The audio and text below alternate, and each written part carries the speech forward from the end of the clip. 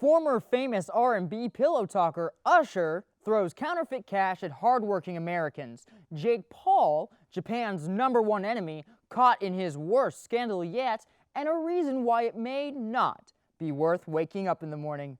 Suit up, soldier. Let's fall into battle.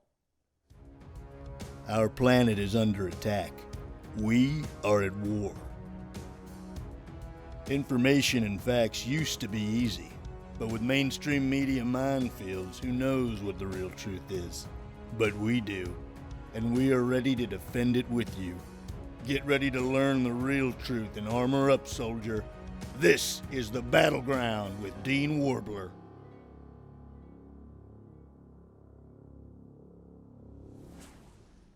Hello everyone, welcome to the Battleground with Dean Warbler. Yes, the war still rages on, but here, you're safe. We have a lot of ground to cover today, so let's file into our first story. Money. I occasionally withhold it during transactions to spark a conversation. More recently, I cashed a handful of stimulus checks to double down on America's #1 currency, toilet paper. Now, to clarify, I'm not trading my perfectly good cotton for that panda pulp propagated at Trader Joe's. No, my tushy only gets the best. Washington, Lincoln, and now America's #1 believer, USHER.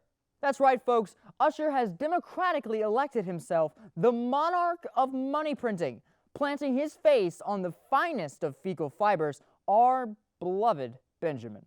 USHER accused of tipping fake bills with his face on them to dancers at Sapphire Gentlemen's Club. As TMZ reports, it was all a big misunderstanding. A dancer reportedly went online and she complained about getting bills like this right here.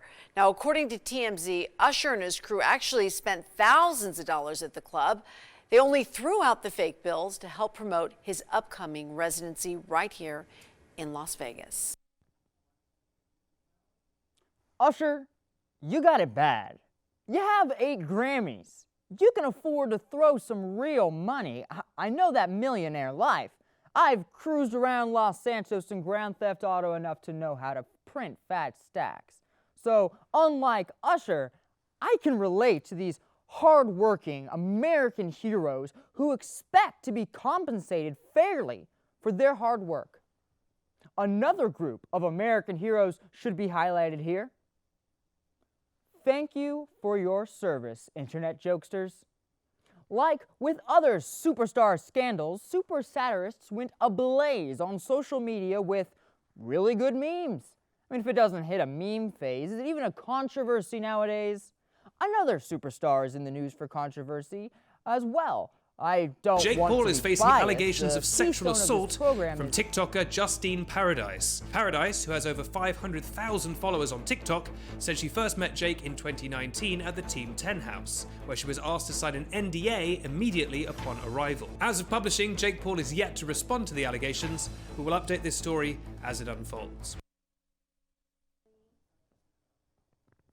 I don't want to be biased. The keystone of this program is factual reporting, but after knowing the facts of Jake Paul's life, is this such a surprise? Jake and his brother Logan are no strangers to drama, clout battles, and apology videos. I actually have a YouTube playlist of their apology videos ranked. Justice may seem to be awaiting around the corner, but I feel like this seems a bit more serious. Maybe not as dire as Jake Paul, but sometimes in life we suffer through moments that we never see coming.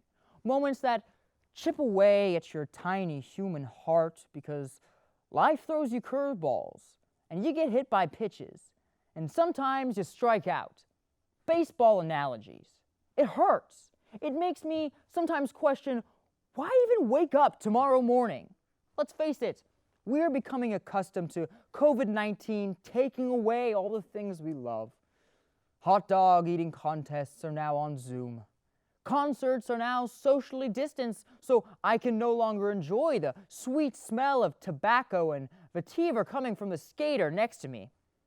Breathing next to a real human being is a thing of the past. However, one industry has the credits rolling sooner than they expected. Take a look. Cinema shocker and a pandemic plot twist no one saw coming. ARCLIGHT cinemas and Pacific theaters, which include the iconic Cinerama Dome in Hollywood, will not be reopening. Really, ARCLIGHT cinemas? This isn't the ball-busting climax I was expecting for movie theaters. Not you guys. Movie theaters have given us so much. Glowing faces from cell phones, sticky shoes, awkward first dates, loud coughing, and personally, head lice. I mean, in a world where these guys exist, these guys are like little David. And instead of rocks in their slingshots, they have multi-million-dollar marketing budgets. Instead of going to a movie theater with my friends, we now all sit around my laptop and watch the new Captain America kick some butt. But alas, after a year of sitting inside, watching the world burn into an air-fried crisp, I desire a foray into the darkness with random strangers to watch The Rock on a silver screen, mashing noggins together in Dolby Vision. But that's the future, right? Bigger and better. For some people, that may be in the comfort of their own homes. Others, the comfort of a movie theater is unmatched. Either way, our beloved movie theater has become a battleground that really has no end in sight, especially when we can watch everything from our eyelids in a few years. I better go trademark the eye pupil before Apple does, but hey, that's life, right? All amazing things must come to an end. It wouldn't be amazing if it lasted forever. Maybe this is just the action-packed middle the movie industry needed. We have more coming up for you soon. Dr. Farts is here to give you more of his expert knowledge. Welcome back, everyone. Today we have our expert in studio, Dr. Farts, here to take us to the Australian outback and talk to us about a recently discovered dancing spider. I, for one, love dancing. How about you, Dr. Farts? What can you tell us about this delightful little creature? I'm a man of research, Dean. I don't care for dancing, and I'm hardly a party man. What about your spring break adventures? As I recalled, you were fully single and ready to mingle. What happened, Doctor? That was right after my divorce, Dean. That doesn't count. I was liberated and wild, but now that some time has passed, I've had some time to reflect on myself, dial back on who I am and the research that I love, and I've learned to kind of spend some time alone. Oh, so you're lonely now. Can you tell us what that feels like? No, I don't want to talk about it, Dean. We're going to stay on topic. The spiders, Doctor, the spiders, the spiders. The spiders, Dean, I can promise you that no other animal on this planet dances like this little guy. Nemo is a new addition to the family of spiders in Australia known as peacock spiders. They are called that because they have these flashy little colors on their abdomen that show off during their mating dances. Like the birds of paradise and many other non-arachnid creatures, they begin by lifting a single leg and waving it in a slightly flexed position. I could get behind that, like a princess wave. Yes, except that princesses are girls, Dean. I hope you know that, and only the boy spiders do this. Well, you said non-arachnid species use courtship dances too. I've definitely seen a woman use this tactic with me. Like a human woman did this to you. There's no way. That's just scientifically impossible. But in the animal kingdom, it's usually the male who's the... Classy, funny, beautiful. So smart, too. She had her doctorate's degree, and she was an expert dancer. Just blew me away. Oh yeah, did you give her a little spider dance and show her your moves? You know how it is, Doctor. Gentleman doesn't dance and tell. Well, to me it sounded like you wanted to let me know and tell me about it, so how'd your date go, Dean? Dr. Farts, I'm afraid you're getting off topic. Can you tell us how these spiders dance? Perhaps could you demonstrate it for us? All right, Dean. So they lift a singular leg and they kind of wave it around until the female catches sight of it and approaches. Then they start to get a little more crazy and they put both arms and then they twitch, show off the colors. And then they use that colorful abdomen to draw them in, and this new spider is called Nemo because it looks like a clownfish from Finding Nemo. Oh, doctor, no, please, keep it up, keep it up. This is how they attract their mates, Dean. You asked me to show you, and I'm showing. I'm the expert. I spent time in the field. I've done my research. I've shown them to you. It's natural. It's a beautiful thing. And It sure is. You're just a dumb host. You wouldn't know. I'm the expert. All right, we'll be right back with Conspiracy Corner after Can't these stand this show messages. sometimes. Why am I here? Welcome back.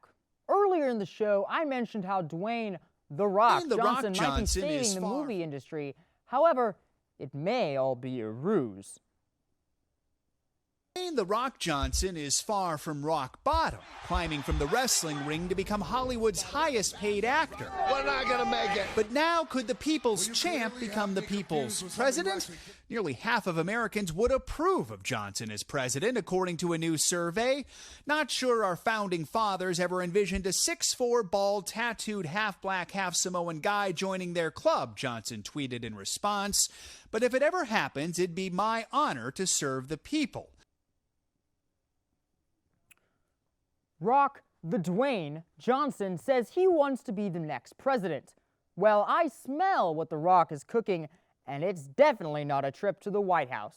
That's right, he's got bigger plans, and I'm here to connect the dots. This is Conspiracy Corner. Of course, lots of people are on board. I mean, The Rock is number 2 on my top 5 list of action movie heroes. That speaks to more presidential qualities than the last few guys combined. There's been a new trend of celebrities wanting to have a chance at the presidency, but why is this something a celebrity would even want in the first place? Have they not seen how badly presidents age after an 8-year term? If The Rock was truly running for the office of president on his celebrity alone, it wouldn't work. So, what's The Rock cooking? That's right, the books. The Rock is using this to promote his new business ventures. All right, I have announcement news for you. I have gratitude news for you. I have detail news for you. Let's start with the announcement news. 1 week ago, myself and my co-founding partners, we officially announced to the world, to you guys, that we were launching ZOA. And ZOA is the first of its kind. ZOA is the world's first clean and healthy energy drink. You see it now? The Rock, sadly, is like every other cool celebrity you can think of. Kanye, Snoop, even Deadpool has his own business outside of the movies. You say you're a rock of the people, but are you? Can the public trust someone who saves people from earthquakes, skyscrapers, and huge monkeys? Maybe saying that out loud doesn't work. Look, I'm not saying it's bad to have a side hustle when you're running for president. Lord knows I will. But 62%? Really? I mean, that's almost a rotten tomato. Don't try to be slick with us, Boulder. Us truth seekers here at the Battlegrounds, we're on to you. And you might have our nation's trust right now, but I've got my eyes on you, pal. I mean, this guy even made running for president a literal plot point of his own NBC TV show.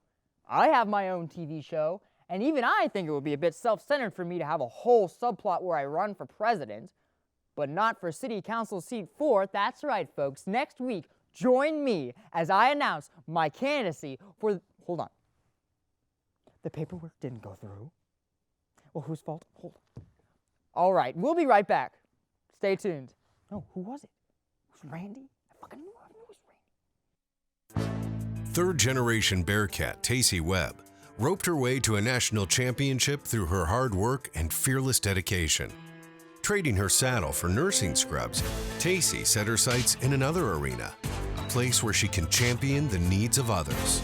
Since 1879, we've been helping students like Tacey reach their championship potential. Sam Houston State University, a great name in education.